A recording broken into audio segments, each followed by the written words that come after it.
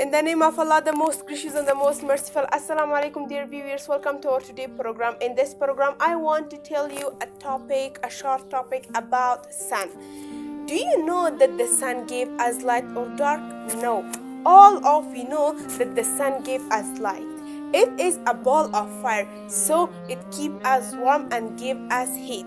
Our mother dries our clothes in the sun. Plants make their food with the help of sunlight.